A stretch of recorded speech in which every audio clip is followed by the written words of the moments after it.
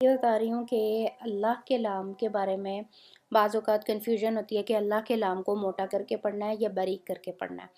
تو ویسے جو سادہ لام ہے، جو عام طور پہ ہم لام، نون، را، لام پڑھتے ہیں، تو اس لام کو آپ نے کبھی بھی موٹا کر کے نہیں پڑھنا۔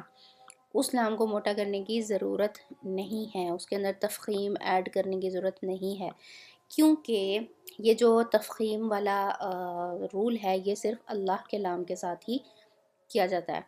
اور وہ کیسی ہے کہ اگر تو اللہ کے لام سے پہلے زبر ہے یا فار ایگزامپل پیش ہے، تو ہم نے اس کو کیا کرنا ہے؟ موٹا کر کے پڑھنا ہے۔ فتحہ اور دمہ کے کیس میں موٹا کر کے پڑھنا ہے، اور اگر اس سے پہلے کسرہ آ جائے، زیر آ جائے، تو پھر اس کو باریک پڑھیں گے، ٹھیک ہے؟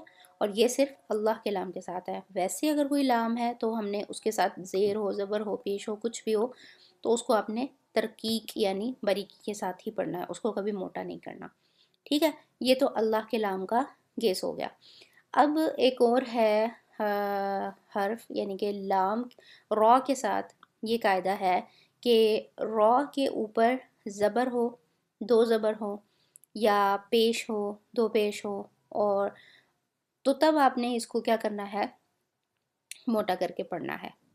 لیکن اگر اس کے نیچے زیر ہے یا دو زیر ہے، تب آپ نے اس کو باریک کر کے پڑھنا ہے، ٹھیک ہے؟ تو یہ را کے ساتھ بھی قاعدہ ہے۔ تیسرا جو حرف ہے وہ ہے الف۔ یہ جو الف جس کے اوپر اپنی کوئی حرکت نہیں ہے بلکہ یہ الف مدہ ہے، اگر تو الف سے پہلے والا حرف حروف مستعلیہ میں سے ہے، یعنی کہ موٹے حروف میں سے ہے، تو پھر آپ نے اس الف کو بھی، وہ بھی موٹا ہی پڑھا جائے گا، اس میں تفخیم ایڈ ہوگی۔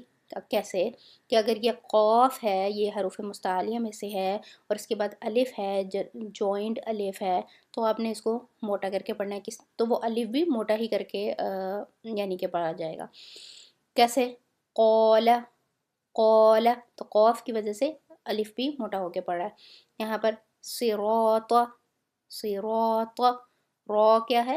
را موٹا کر کے پڑھا جا رہا ہے، تو اس کے ساتھ جو الف ہے وہ بھی موٹا کر کے پڑھا جائے گا۔ لیکن الف سے پہلے اگر کوئی ایسا لیٹر ہے جو حروف مستعلیہ میں سے نہیں ہے اور باریک پڑھا جاتا ہے، تو پھر الف بھی باریک پڑھا جائے گا، جیسے کانا، ٹھیک ہے؟ اس کو ہم کونا نہیں پڑھیں گے کیونکہ یہ باریک کاف ہے۔ تو الف کے ساتھ صرف اتنا سا قاعدہ ہے کہ اس سے پہلے اگر حرف موٹا ہے تو اس کو بھی موٹا پڑھا جائے گا، اور باریک ہے تو پھر ہم اس کو باریک ہی پڑھیں گے۔